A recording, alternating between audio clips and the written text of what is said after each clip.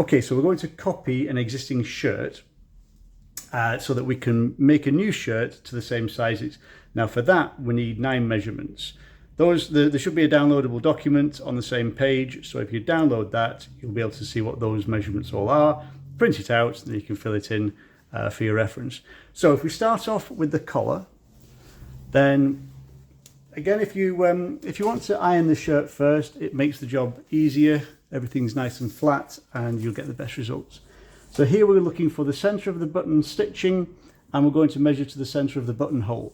So center of the button stitching in centimeters across the center of the buttonhole. In this case, 42 centimeters. You write that down.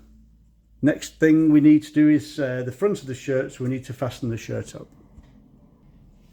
Okay, the shirt's all fastened up. Now, we need 3 measurements from the front. We need the chest, the waist, and the base.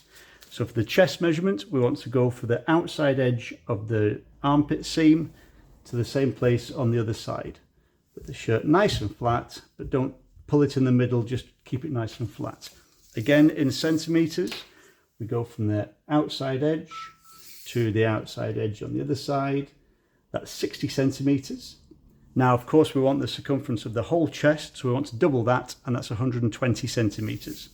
Now, the waist measurement, we take from 6 buttons down, including the collar. So 1, 2, 3, 4, 5, 6. That's your waist button there. Now again, edge to edge through the button, 58 centimeters, doubled for the whole circumference. That gives us 116. And for the base, right at the bottom of the shirt, edge to edge, 56, that gives us 112. Okay, if you note all these down as you go, then we want to put the shirt on its front. Again, it's probably easier to have it facing away from you.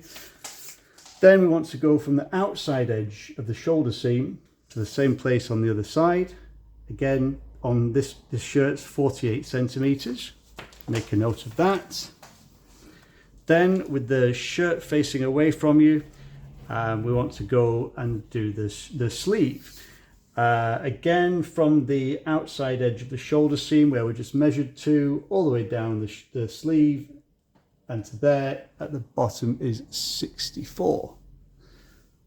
If you can see that, 64 all the way down. Then we want the bicep. For the bicep, we want to go 10 centimeters down from the armpit seam, measure that on the tape, and then straight across. 10 centimeters down and straight across, 19 centimeters, doubled, 38. And for the cuff measurement, again, same as the collar, you want to go edge to edge. You probably have to fully undo the cuff, but go from the center of the buttonhole to the center of the buttonhole stitching. On this one, that's 24.5 centimeters. Then the final measurement, again with the shirt on its front, you want to go from the base of the collar, this is the back measurement, so the base of the collar down to the very bottom edge of the shirt. Base of the collar, bottom edge of the shirt, 75 centimeters. So there you have,